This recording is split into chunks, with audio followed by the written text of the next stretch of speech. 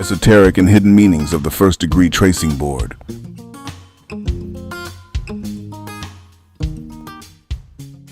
He who enters the lodge in quest of light should leave all his previous learning behind him and loose the shoes of personal opinion from off his feet.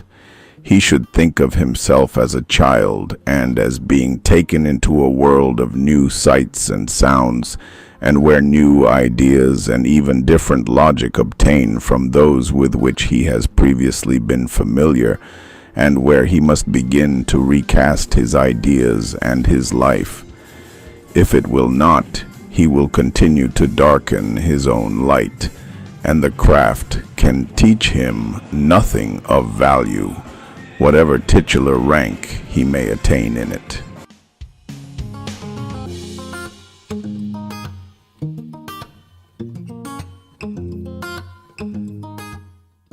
Introduced into Freemasonry in the late 18th century as training devices, tracing boards were, still are, and we trust will ever be, intended to help candidates to master the intricate symbolism that features in the initiation rituals for each degree.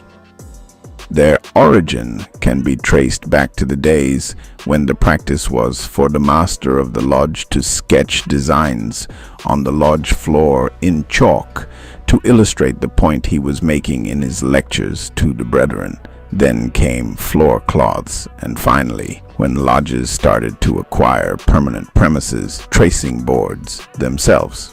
There is a different tracing board for each degree, each one depicting a confusing jumble of apparently disassociated symbols. This is deliberate, as it requires a knowledgeable Freemason to trace and explain the meaning of the symbols.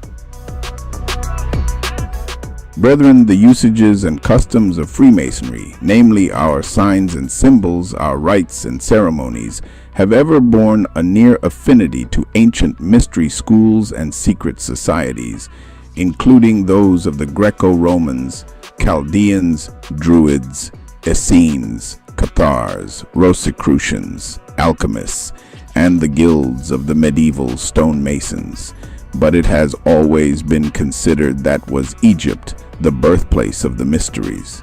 It was there that the ceremonies of initiation were first established.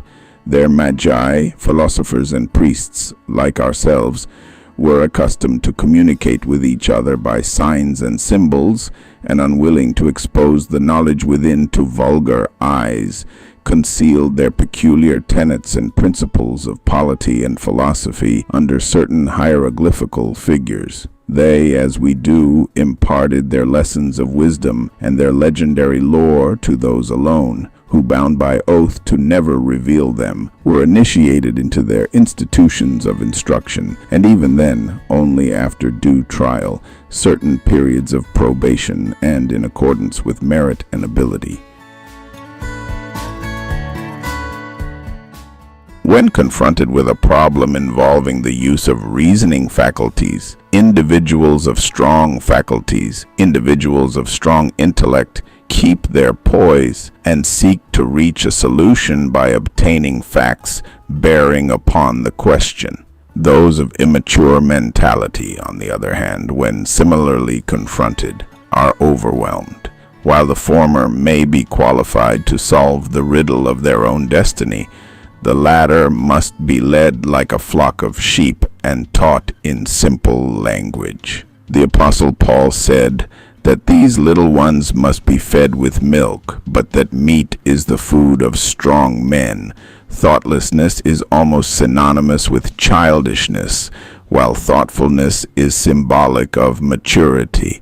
There are, however, but a few mature minds in the world, and thus it was that the philosophic religion's doctrines were divided to meet the needs of these two fundamental groups of human intellect, one philosophic, the other incapable of appreciating the deeper mysteries of life. To the discerning few were revealed the esoteric or spiritual teachings, while the unqualified many received only the literal or exoteric interpretations. the Christian priest Origen, said that the Egyptian philosophers have sublime notions with regard to the divine nature, which they kept secret and never discovered to the people but under a veil of fables and allegories. Once again, we see the similarities to the teaching methods of Freemasonry, which is performed by way of symbolism and allegory and never revealed to the uninitiated.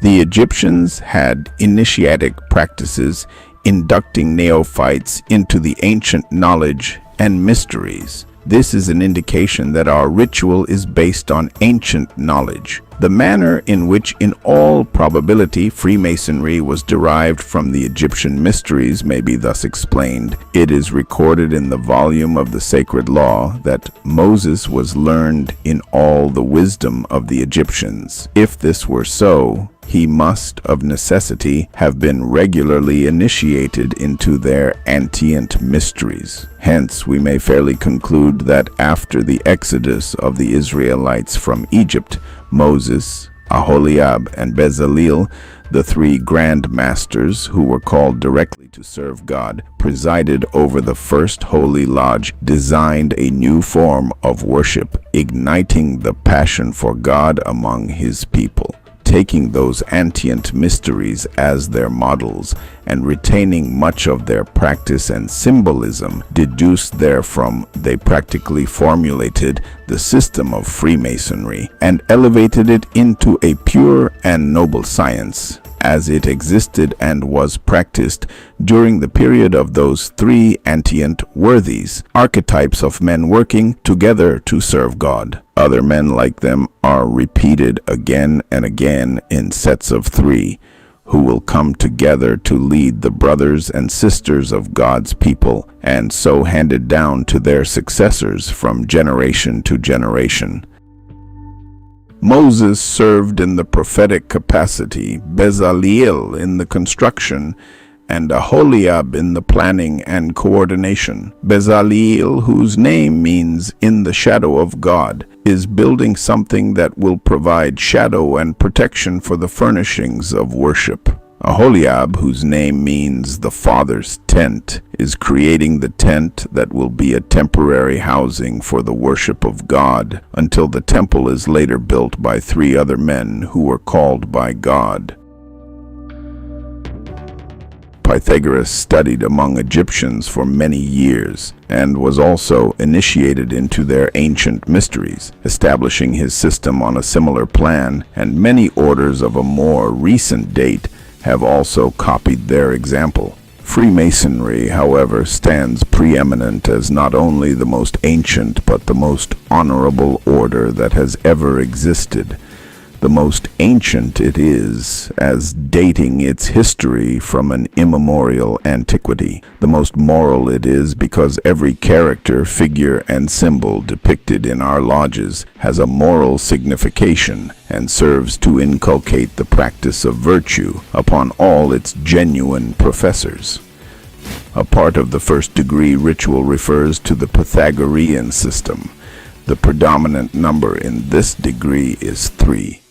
Numbers were seen to be mystical by many ancient mystery schools. Each of our degree ceremonies has reference to numbers throughout the rituals. 5 is predominant in the second degree and 7 in the third degree. Number mysticism exists in many of the ancient mysteries in different forms and with many similarities. It is important to note that the modern language probably does not have the capability of explaining the incorporation of philosophy, mathematics, architecture, music, mysticism, and theology found in the Egyptian system. To the ancient philosophers, however, it was their way of life. Number is all, declared the Pythagoreans. The classification of numbers as limited or unlimited, male or female, good or bad, may seem strange at first, until we consider the thinking that lead to these attributes. In this modern world, logic and reason drive everything, and yet our senses provide information that is not always related to reason. Hence, there are realms where reason has no access, and this includes the paths of initiatic traditions. For them, numbers do not refer to amounts, but rather indicate functions and principles upon which the universe is created and maintained. 1. The absolute, the unity, unpolarized energy, primordial scission. It is incomprehensible and unfathomable to human faculties. 1 is represented in our lodges by the Supreme Being, God, the Grand Geometrician, the Almighty, the Great Architect of the Universe, the Most High. 2. 1 becomes 2. 2 is not 1 plus 1, since metaphysically there is only one, which is all. 2 expresses polarization and fundamental opposition. 2 is represented in our lodges by the checkered pavement. 3. The establishment of a relationship between two opposing forces becomes a third force.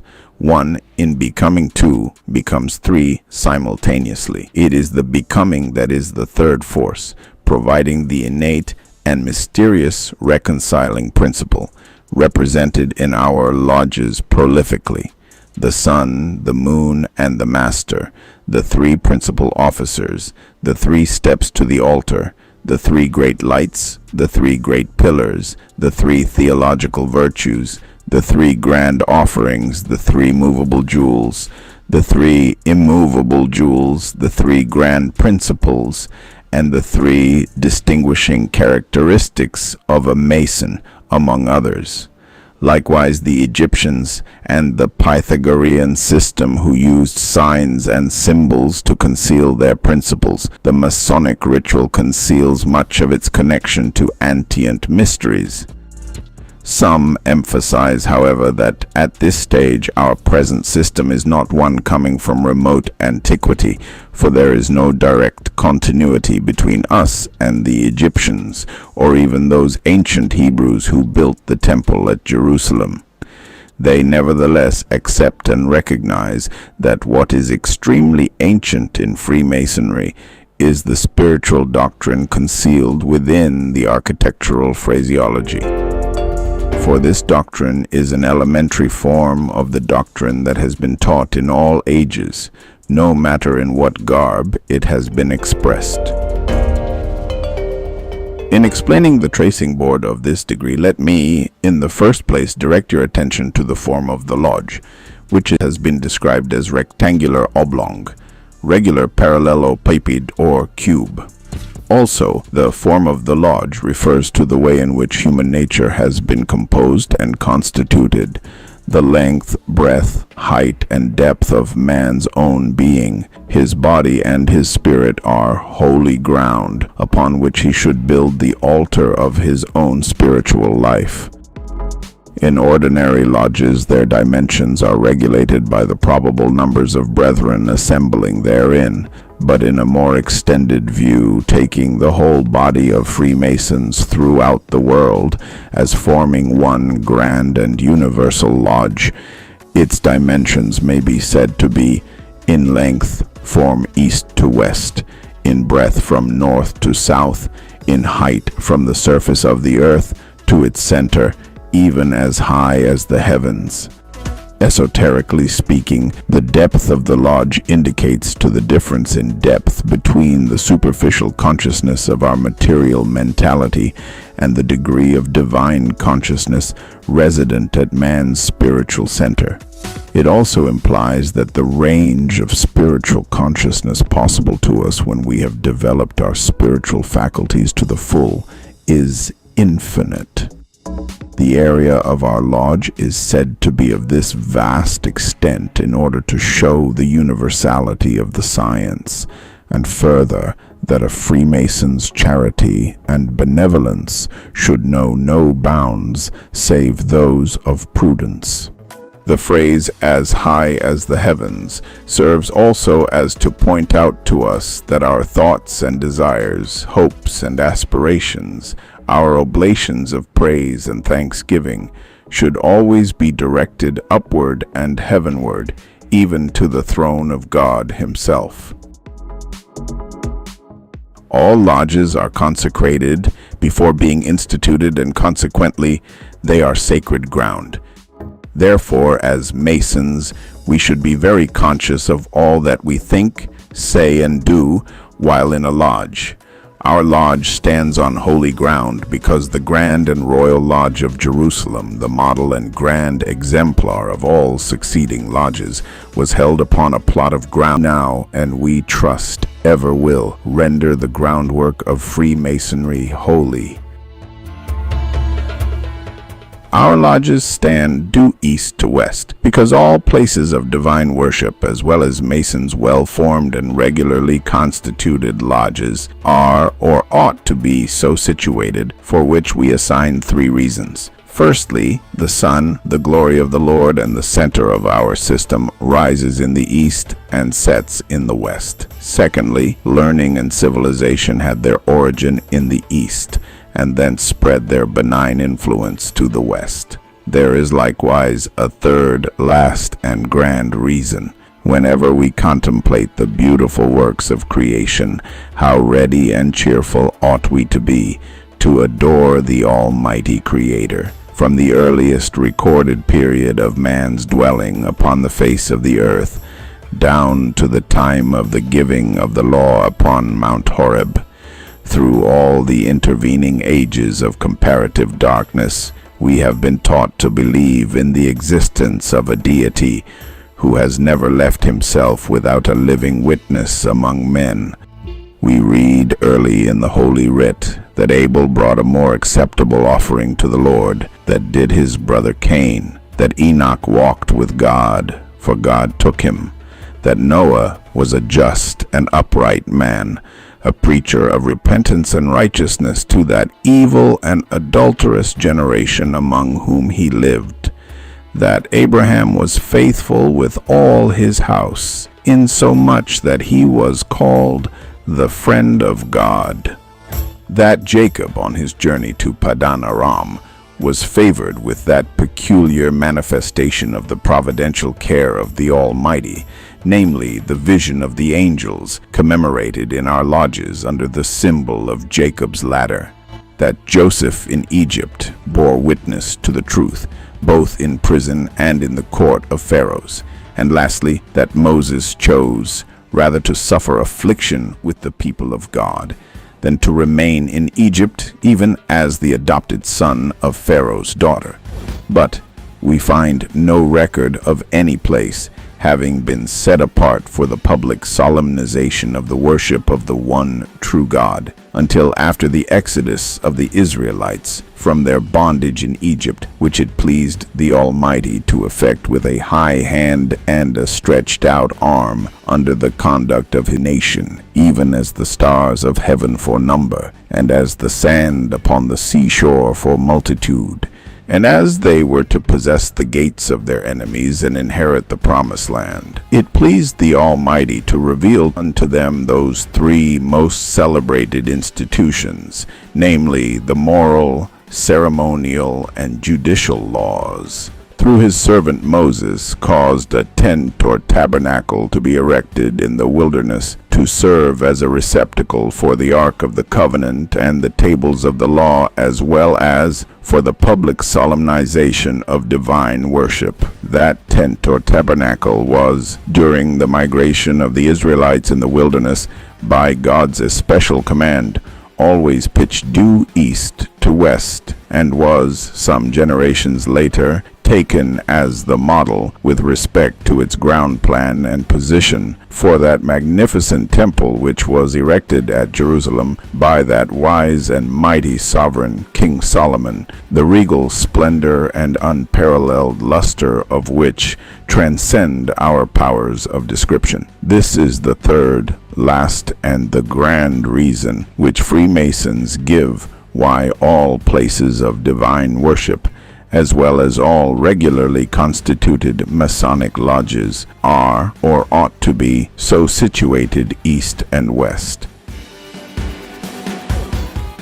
Our lodges are supported by 3 great pillars, namely wisdom, strength, and beauty, divine wisdom to direct us in all our undertakings, His strength to support us in all our dangers and difficulties, and His beauty to adorn the inward man. On them we moralize thus: the universe is the temple of the Almighty Creator. Wisdom, strength, and beauty are around His throne as pillars of His works. His wisdom is infinite omniscience, His strength omnipotent, and beauty shines forth throughout the whole creation in symmetry and order.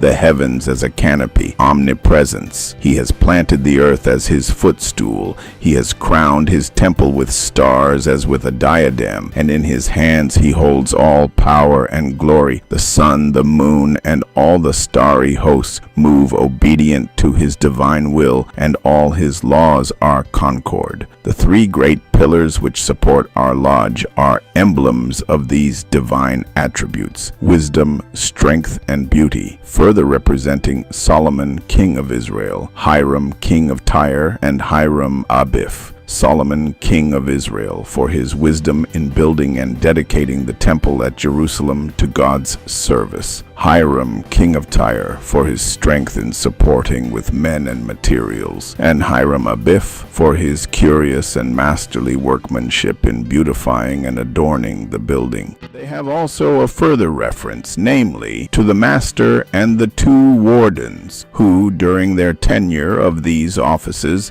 are the chief pillars and supporters of the lodge, over which they were called to preside. These pillars also allude to the three pillars of the Kabbalistic tree of life: mercy, severity, and equilibrium. As none of the noble orders of architecture are known by the names of wisdom, strength, and beauty, we refer to them with the three which bear the nearest analogy to those qualities, namely the Ionic, the Doric, and the Corinthian.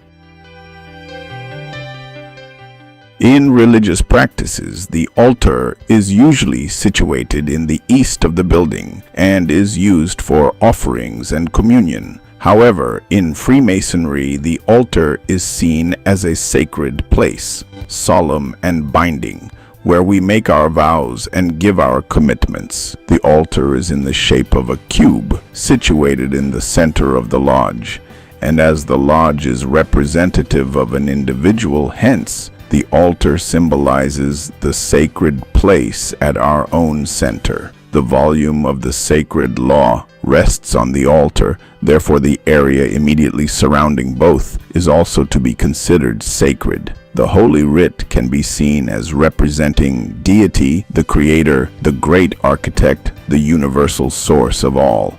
It is typically a sacred text, such as the Quran, the Old Testament, and others representing the belief of the candidate and the brethren attending the ceremony. It is permitted to have more than one sacred text at once, as this serves to evidence the religious openness and tolerance that Freemasonry professes and practice.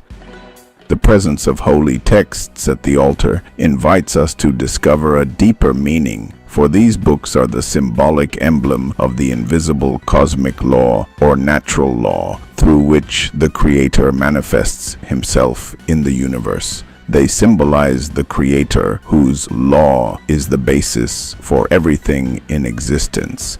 This law is also known as natural law or universal law. These laws can be expressed by the following Hermetic principles: the principle of mentalism, the substantial reality, the all which underlies all the outward manifestations and appearances of the material universe, matter, energy, and all that is apparent to our material senses, is spirit.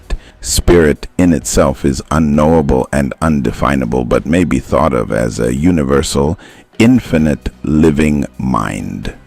The principle of correspondence. This principle embodies the truth that there is always a harmony, agreement, and correspondence between the laws and phenomena of the various planes of being and life.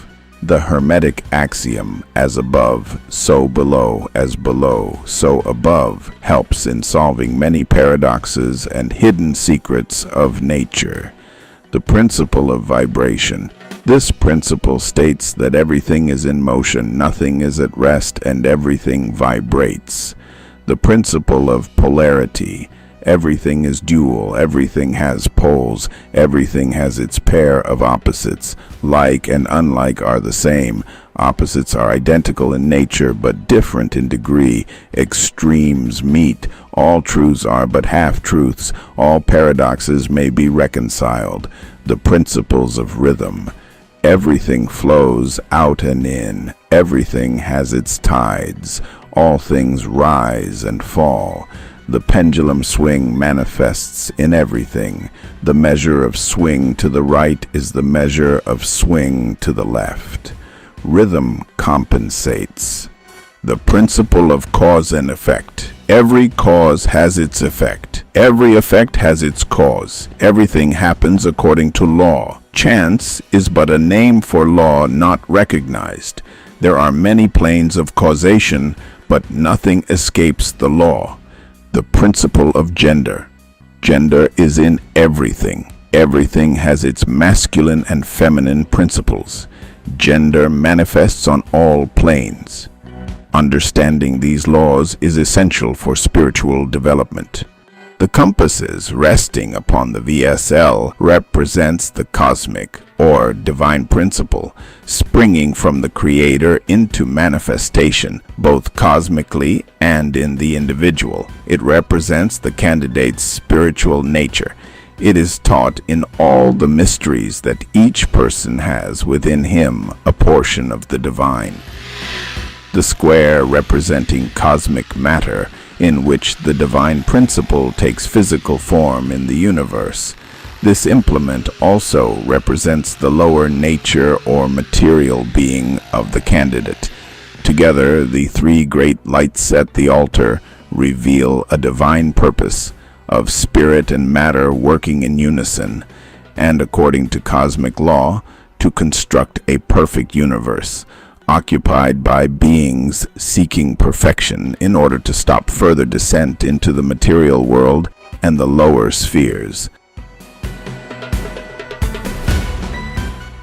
Consciously ending this fall is a mandatory and unescapable step that must be achieved prior to initiating the spiritual ascension, that mystical return to the Creator.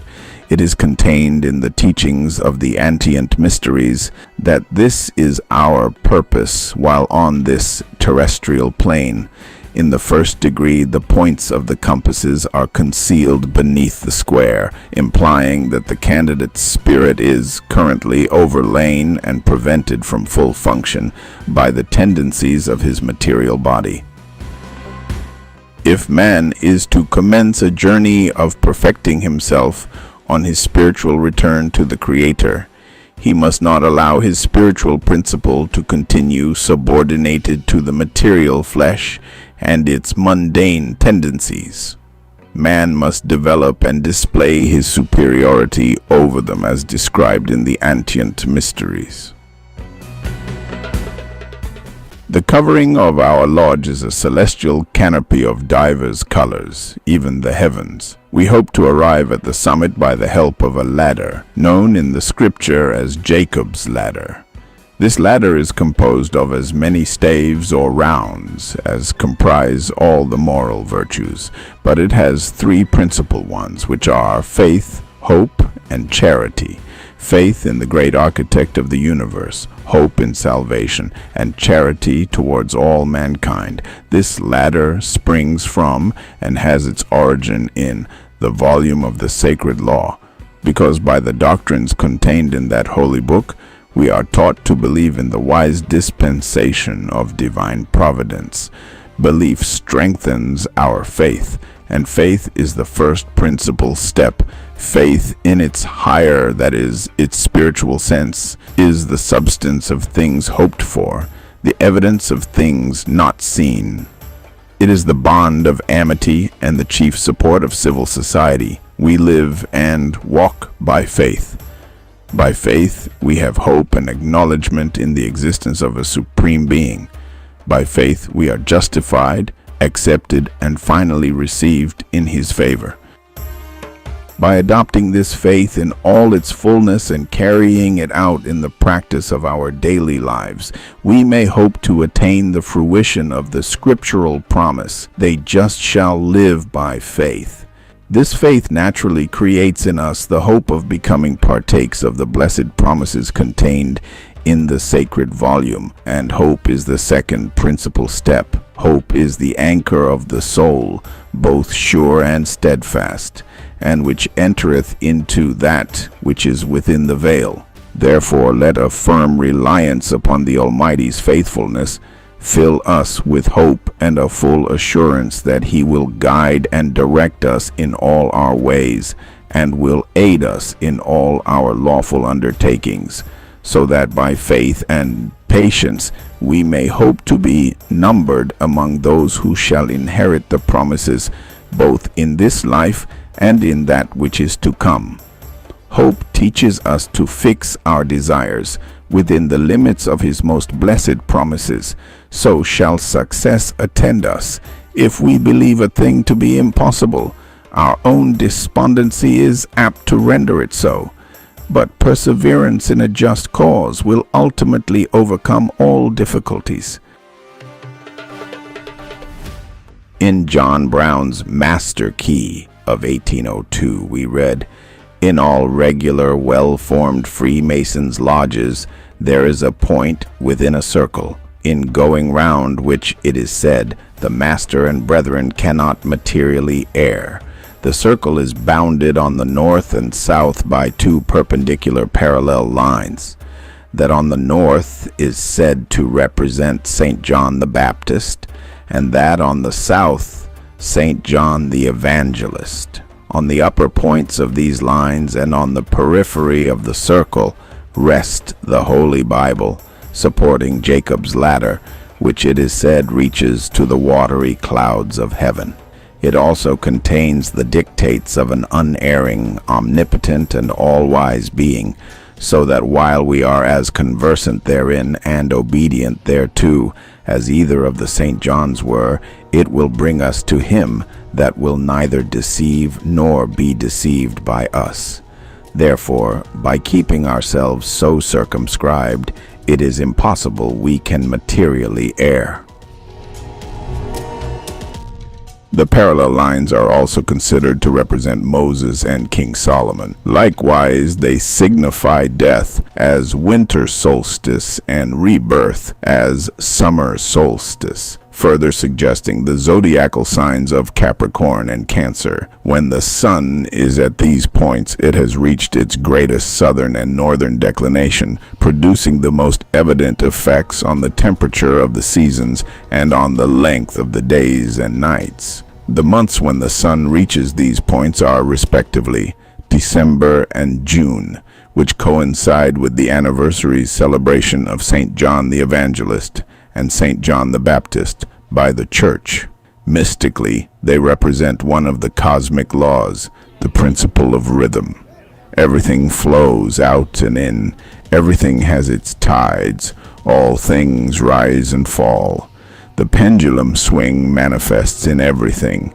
The measure of the swing to the right is the measure of the swing to the left. Rhythm compensates.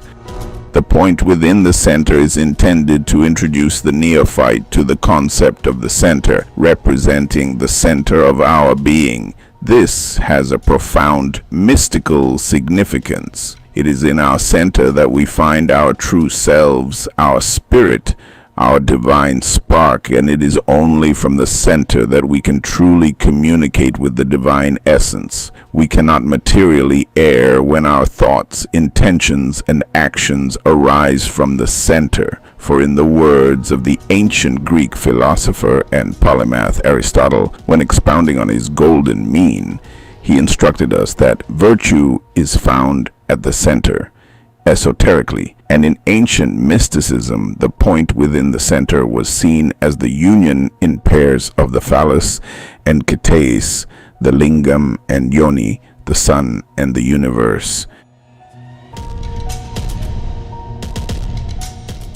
The third and last moral virtue, being charity, comprehend the whole. Charity is the brightest gems that can adorn our Masonic crown. Charity is the Corinthian pillar whose entablature adds strength, beauty, and grace to the Masonic fabric. Charity is the radiant spark emanating from God, the inexhaustible source of love. If we attempt to eulogize its charms, the cooler powers of the mind melt into ecstasy. The heart is at empire, and every discordant passion bows before its lenient sovereignty. Not the charity circumscribed by the narrow limits of feeding the hungry, clothing the naked, or binding up the wounds of the afflicted, but that broader, nobler charity that regards all men as brothers. The charity that is swift of foot and ready of hand in the cause of common humanity. The charity which writes a brother's vices in water and his virtues in enduring brass. Charity's superstructure is friendship, morality, and brotherly love, and whose capstone is holiness to the Lord. The Freemason who is in possession of this virtue in its fullest sense, as it is defined in our lectures, may justly be deemed to have reached the summit of Freemasonry, figuratively speaking, an ethereal mansion veiled from mortal eyes by the starry firmament, which is emblematically depicted in our lodges by 7 stars, having reference to 7 regularly made masons, without which number no lodge is perfect and no candidate can be lawfully initiated therein. Charity ever lovely in itself, it is the best test and surest proof of the sincerity of our religion. Happy is the man who has sown in his breast the seeds of benevolence. He envieth not his neighbor. He believes not a tale when told by a slander. Malice or revenge having no place in his breast, he forgives the ill intent of his fellows. And as we are brethren, let us be ever ready to listen to him that craveth our assistance, and from him who is in want let us not withhold a liberal hand. So shall a heartfelt satisfaction reward our labors, and the outcome of love, charity, and benevolence will most assuredly follow. The interior of our lodge comprises ornaments, furniture, and jewels. The ornaments are the mosaic pavement, the indented or tessellated border, and the blazing star. The mosaic pavement, by reason of being variegated and checkered, points out to us the diversity of objects which decorate and adorn the whole creation, the animate as well as the inanimate parts thereof. As the steps of man are trodden in the various and uncertain incidents of life, his days checkered by a strange contrariety of events, and his passage through this existence, although sometimes attended by prosperous circumstances, yet often beset by a multitude of evils, so our lodges are thus furnished with mosaic work to remind us of the uncertainty of all earthly things. Today we may tread in the flowery meads of prosperity, tomorrow we may totter on the uneven paths of weakness, temptations, and adversity. While we have such moral emblems before us, we are taught not to boast of anything, but to give heed to our ways, and walk with humility and uprightness before God. For such is our situation in this life, that there is no part of it where pride can be with stability founded. For although some are born to fill more elevated situations in life than others, yet in the grave we are all on the level. For death destroys all earthly distinctions. Then, while our feet tread on this mosaic work, let us act as the dictates of right reason shall prompt us, to cultivate harmony, practice charity, and live in peace with all men. The black and white checkered floor is a symbol of the duality of all things connected with life and of human nature. Everything material is characterized by inextricably joined opposites. The principle of polarity is one of the cosmic laws, which states that everything is dual, everything has its pair of opposites.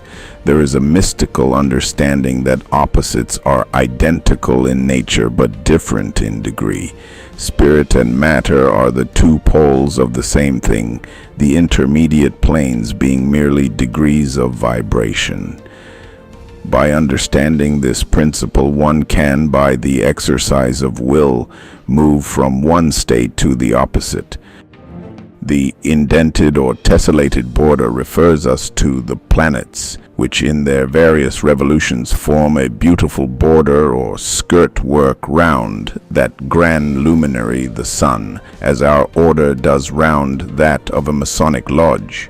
On the lodge floor, it is seen as binding together the mosaic pavement and the blazing star. As it is shown in the tracing board, it should, from the mystical point, be seen as encompassing everything in it, binding all the elements that we are discussing into a single system where each element relates to and interacts with each of the other elements, the blazing star, or glory in the center. Refer us to that grand luminary, the sun, which enlightens the earth and by its benign influence dispenses its blessing to mankind in general. The star also represents divine providence. In the Christian religion, divine providence is granted through requests in prayers. The scriptures state, "Therefore I tell you, whatever you ask for in prayer, believe that you have received it, and it will be yours." From a mystical viewpoint, the star represents the universe in its entirety, the manifested creator, and the cosmic laws, which relates to the principle of mentalism, also called the law of thought. The all is mind, the universe is mental. The universe is simply a mental creation of the all. The universe exists in the mind of the all, in which mind we live and have our being. Applying the principle of correspondence as above, so below to humanity, the mind can be used for our personal well-being and collective advancement. This principle shows that energy, power, and matter are subordinate to mastery of mind. While all is in the all, it is equally true that the all is in all. To him who truly understands this truth hath come great knowledge. Concealed in this statement is one of the greatest religious, philosophical, and scientific truths. Simply put, divine providence comes from a manifestation by the universe of what you have in mind. Hence, be careful of what you put in your own mind. Using the words of Albert Pike, we must thoroughly cleanse and purify our hearts to their innermost recesses before we can of right contemplate that flaming star, which is the emblem of the divine and glorious Shekinah, or presence of God, before we dare approach the throne of supreme wisdom. The furniture of the lodge consists of the volume of the sacred law, the compasses, and the square. The sacred volume is derived from God and is the revelation of himself to mankind in general. The compasses belongs to the Grand Master. Square belongs to the whole craft. The volume of the sacred law is derived from God, because he has been pleased to reveal more of his divine will in that holy book than by any other means. The compasses, the chief implement used in the formation of all architectural plans and designs, is peculiarly appropriated to the Grand Master as a symbol of his dignity, he being the head and the chief ruler of the craft. The members of the craft, having been individually obligated within the square, are consequently bound always to act thereupon.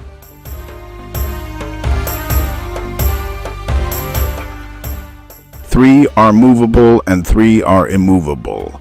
They are called jewels, for we use them to represent the highest standard of morals. They are thus likened to what is precious and great worth.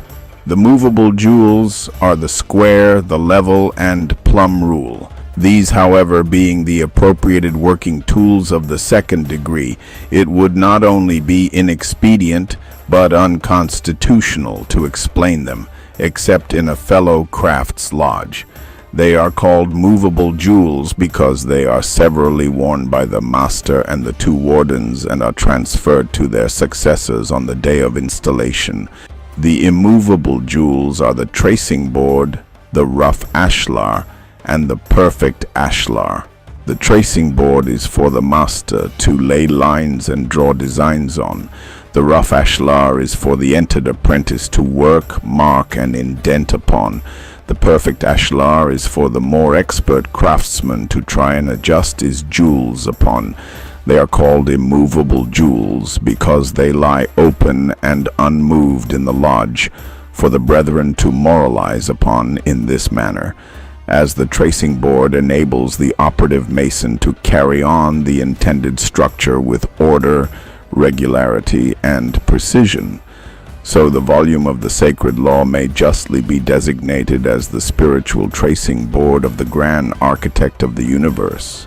Therein are laid down such divine laws and moral designs, that if we are fully conversant therewith and strictly obedient thereto, they would not fail through God's mercy to bring us to that ethereal mansion of which we have recently spoken, a house not made with hands, eternal in the heavens. The rough ashlar is a stone, rough and unhewn as taken from the quarry, until by the skill and industry of the workman it is modeled, wrought into due form, and rendered a fit stone for the intended structure. The rough ashlar also represents the mind of man in his infant, primitive, or savage state, rough and unpolished as is the stone, until, by the advantages of a liberal and enlightened education, his mind becomes cultivated, and he is thus rendered a fit member of any properly organized and civilized society. The perfect ashlar is a stone fit to be tried by the square and the compasses. This morally represent the mind of a man in the decline of years, after a well-spent life in acts of piety and virtue, which cannot otherwise be tried and approved than by the square of God's word and the compasses of his own self-convincing conscience.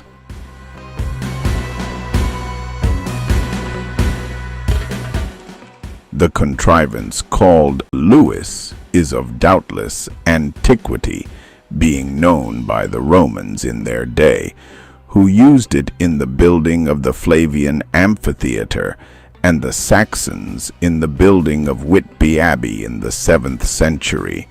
There is evidence for believing that the device was employed in putting into place some of the more massive stones of Hadrian's Wall or Roman Wall, AD 120-209. For what appears to have been Lewis holes can still be seen in parts built by the Roman Emperor Severus, who heavily repaired the wall in AD 209. The Masonic Lewis is an important part of the Masonic tradition, and its history stretches back centuries.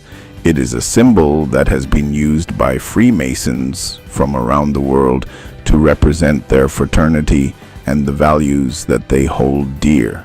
Frequently, the smooth ashlar is shown suspended from a rope or chain attached to a tripod, derrick, or crane. This artifact is known as a Lewis. The use of the tripod assembly was introduced and fostered by the Moderns branch of the Grand Lodge of England. Although the term applies to the entire apparatus, strictly speaking, a Lewis is the clamp that fits into a mortise made to receive it, which is cut in the stone and, when lifted, locks inside the stone, sometimes called strong grip or cramp. It is used by operative masons to raise heavy stones to great heights with little encumbrance, and to place them into their final position in a building with safety and precision. Symbolically, the stone in the Lewis indicates the point just before the stone has attained its ultimate purpose, its near perfect state. Although the Lewis is often held to be a piece of lodge equipment that is present in every Masonic lodge, whilst it is common throughout England, it is rare in lodges in America. This perhaps owing to the fact that Freemasons in one country may emphasize one particular aspect of the practice, but not another. Indeed, there may be substantial differences between Masonic practice in one country and another. The words Lewis and Louveteau, which in their original meaning import two very different things, have in Masonry an equivalent signification, the former being used in English, the latter in French, to designate the son of a Mason. Symbolically, the word Lewis denotes strength, stability, and support. The eldest son of a Freemason is called a Lewis, he being, in the expressive language of the Bible, the firstborn of his father's strength. It is his duty, when arrived at years of maturity, to bear the burden and heat of the day from which his parents, by reason of age, ought to be exempt. He is also called upon to assist, or if need be, to maintain them in their old age, to render the close of their days comfortable and happy. For this fulfillment of his filial duty, he has the privilege of being made a Freemason in precedence of any other person, however dignified by birth, rank, or fortune. The word Louveteau signifies in French a young wolf. The application of the term to the son of a Mason is derived from a peculiarity in some of the initiations into the ancient mysteries. In the mysteries of Isis, which were practiced in Egypt, the candidate was made to wear the mask of a wolf's head. Hence, a wolf and a candidate in these mysteries were often used as synonymous terms. Macrobius, in his Saturnalia, says in reference to this custom that the ancients perceived a relationship between the sun, the great symbol in these mysteries, and a wolf, which the candidate represented at his initiation. For, he remarks, as the flocks of sheep and cattle fly and disperse at the sight of the wolf, so the flocks of stars disappear at the approach of the sun's light. You may also recollect that in the Greek language, leukos signifies both the sun and a wolf. Hence, as the candidate in the XVIII mysteries was called a wolf, the son of a Freemason in the French lodges of the 1740s is called a young wolf, or a Louveteau, in the same way that Lewis was used in England about the year 1738 to designate the uninitiated son of a Freemason. Several jurisdictions choose to specify that the tripod assembly must be located in the west, near the senior warden. The reasoning behind this is that the senior warden, representing the setting sun, symbolizes man in the decline of years. Thus, it is most appropriate that the Lewis assembly should be placed near him. Ideally, the smooth ashlar, or father, should be in a raised position to indicate that the Lewis, that is, the sun, is supporting him. A Masonic Lewis can be useful in many ways for Masonry. It can be used as a symbol of strength and support within the lodge, as well as for physical support in raising heavy stones or other objects. Also serves as an important reminder that everyone has something to contribute to the lodge, no matter how small it may seem. Furthermore, it can help to bring brethren together and remind them that they are all part of one collective effort. In addition, it can serve as a reminder of the bond between brothers and sisters in Freemasonry, that they are always there for each other no matter what. Lastly, there is a Lewis jewel, which has been in use in England and other jurisdictions under the United Grand Lodge of England for many decades to honor a new Mason's father. The Lewis jewel consists of two bars connected by chains.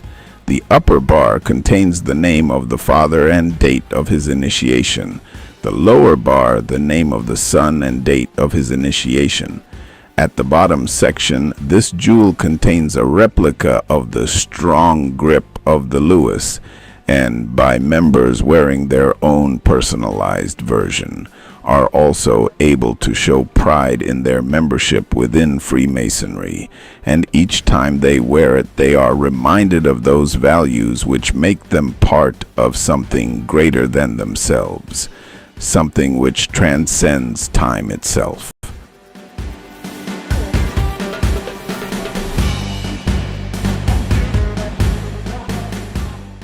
The three grand principles upon which Freemasonry is founded are brotherly love, relief, and truth. They are thus illustrated. Brotherly love.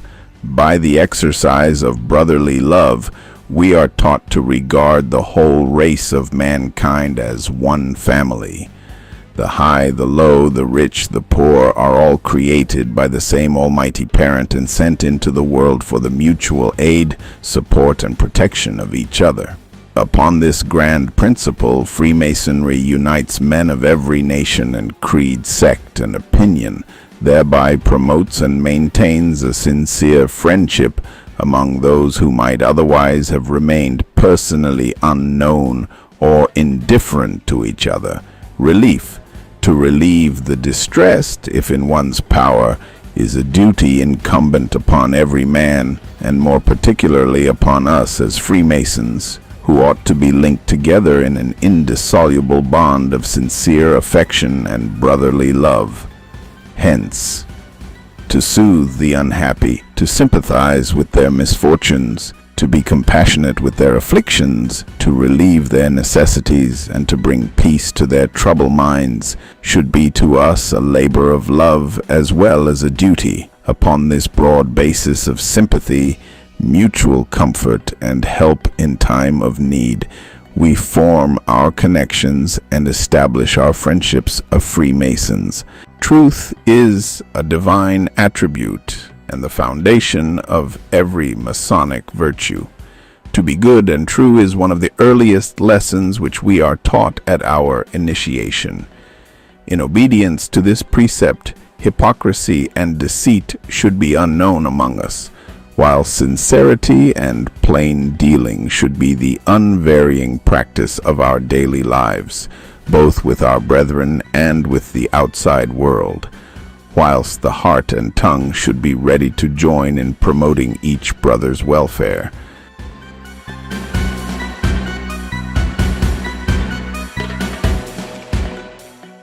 The two ends of the lodge facing severally due east and west, and the two sides facing respectively north and south, and the four tassels pendant at the four corners of the lodge, indicate the four cardinal points of the compass, representing to us the four cardinal virtues, namely temperance, fortitude, prudence, and justice. Temperance consists in such needful restraint of our appetites and affections as will bring the body into subjection to the monitions of the will and conscience, and will be an effectual guard against the allurements of vice.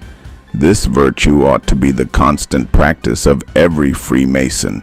He will thereby be taught to avoid excess in all things, and to refrain from all vicious and licentious associates and pursuits, which, if indulged in, might lead him unwarily to betray his trust. As expressed in the First Degrees Catechism of the Scottish Freemasonry Comprehensive Monitor, Masons are free to enjoy good fellowship and ought to be free from vice. Fortitude implies a firm and steadfast purpose of the soul, equally removed from rashness and from cowardice. It enables its possessor to undergo any labor, pain, difficulty, or danger which it may be clearly his duty to do, to dare, or to suffer, either for himself or for others. Every Freemason ought to attain to this virtue of fortitude as a fence and security against any attack that may be made upon him by treachery or violence, to extort from him any of those secrets which he has solemnly engaged to conceal and never willfully reveal, the revealing of which would inevitably prove an unceasing torment to his mind. Prudence teaches us to regulate our lives and actions by the dictates of reason, and is that habit of mind by which men wisely judge all things relative to their temporal and eternal happiness. It should be the distinguishing characteristic of every free and accepted Mason, not only for the better regulation of his own life and actions, but for the influencing force of his example to those who are not Freemasons. Prudence may be defined as that calm and deliberate habit of mind which we accustom ourselves maturely to weigh and to consider well any proceeding, or enterprise, or course of action which may be proposed or may suggest itself for our adoption, and to do only that which reason and conscience will approve. Prudence is the mother of caution. At our initiation we are taught to be cautious. It is therefore the duty of every Freemason to exercise prudence and caution in all things, and more especially among strangers, and in all mixed companies, lest by unguarded word or careless gesture he should inadvertently betray any of our secrets. Justice is that fixed and immutable standard of right which teaches us to render to every man his due, without partiality and without distinction. This virtue is the foundation of every divine and every moral law. Where justice is not supreme, then universal confusion must inevitably ensue. Lawless violence will overcome the principles of equity, and the whole social system will become disorganized and eventually broken up. As justice rules and directs the conduct of every good man, so it should especially be the constant and unerring guide of every Freemason.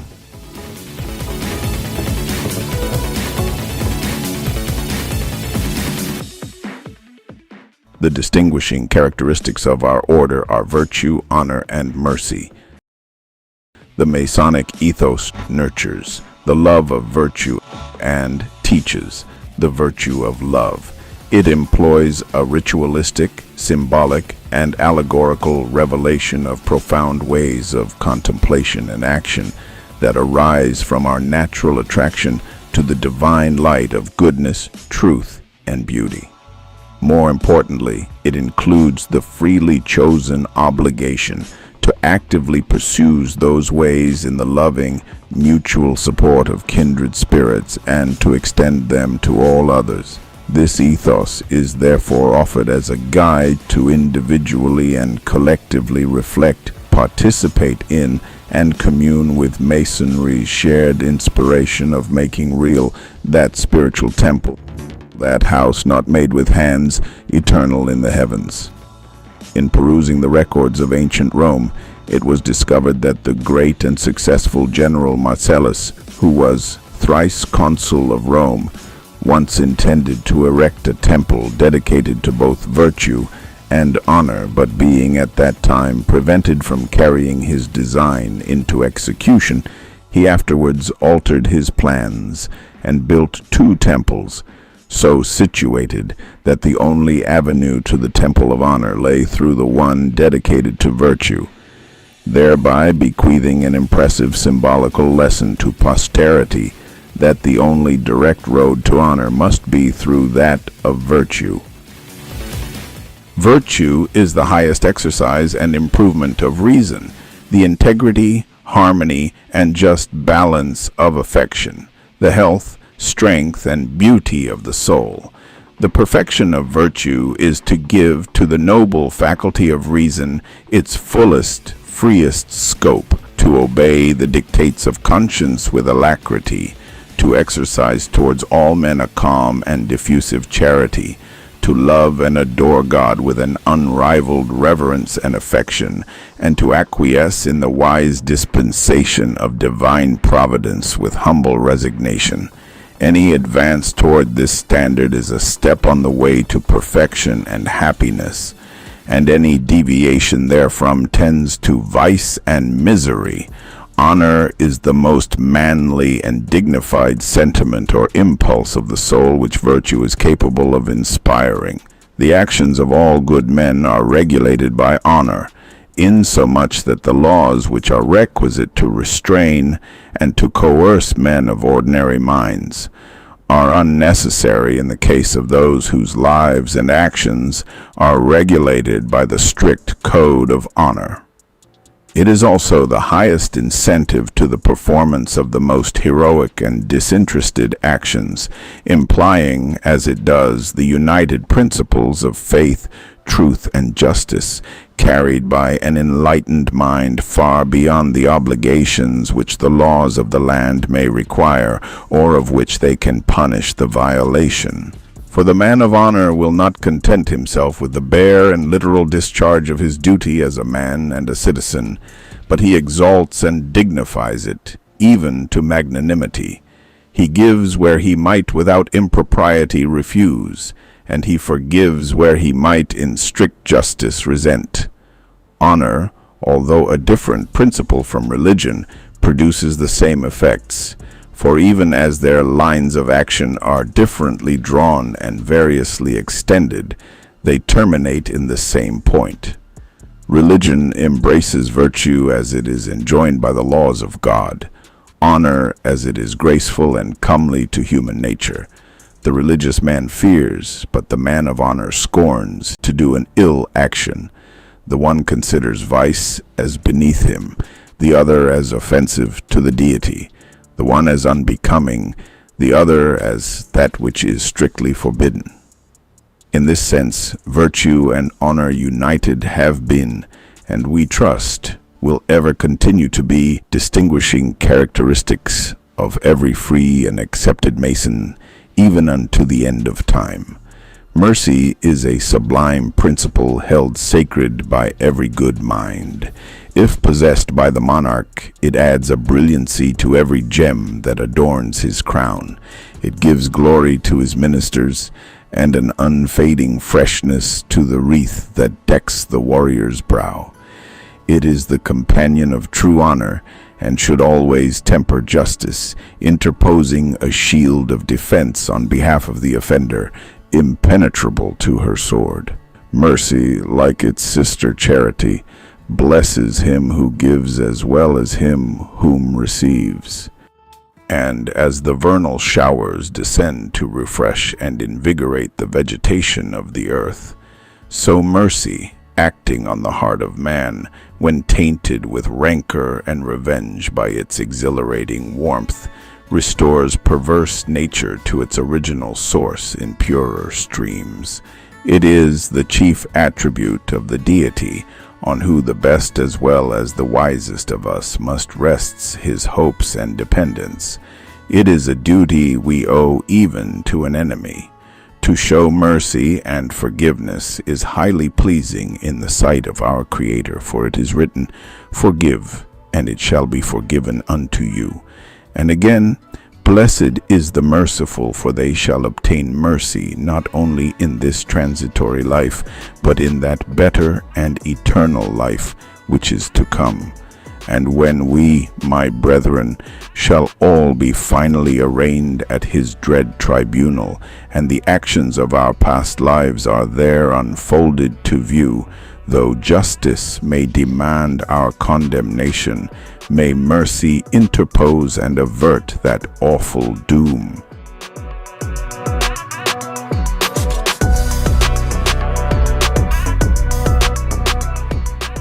The sanctum sanctorum of Freemasonry is ornamented with the Gnostic jewels of 1,000 ages.